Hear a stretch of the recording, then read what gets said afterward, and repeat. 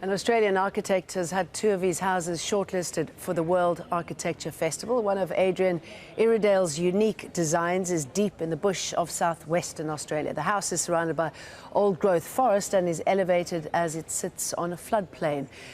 The Perth-based designer took us on a tour of his celebrated work.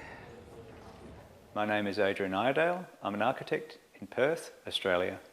We completed a house in the deep south of Western Australia. The house is about 3 hours south from the city of Perth. It's surrounded by an old-growth forest. You access the house down a track and eventually the house is revealed between the trees.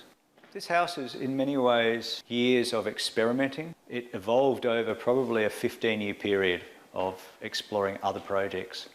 When the owners first came to us, they were really open-minded. Being a holiday house, it's fantastic that people ask for something different. So with that comes a freedom. When we first visited the site, we were amazed at just how rich this site was with great forests and open spaces. Almost the idea of being on a ship, that one can stand at the point of the building, looking out into the horizon, feeling free and floating, whereas at another point you might be lying in bed, looking deeply into the forest. And if you look at the plan of the house, it almost feels as though it's a tree that's been fallen for some time. The strangest thing that people notice about the house is that it's elevated above the ground, and we purposely did this for a number of reasons. One, it sits within a flood zone, and so we wanted to elevate the house to make it safe.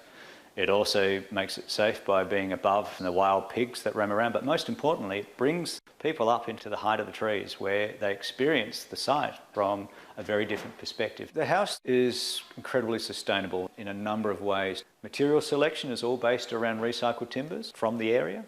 Water storage, the entire roof collects water and stores it in tanks. It also includes a full array of solar panels so that it's continuously generating power even when it's not in use. I also work with my wife. We've worked together for many, many years. Not only do we have our house in Nannup shortlisted in the World Architecture Festival, but our own house in Mount Hawthorn, Perth is also shortlisted. We don't know how we'll go in the awards. To be 2 of 17 around the world is in itself just a great achievement. If we win, we'll be incredibly happy and lucky, but at the same time, we're happy just to be amongst the best in the world.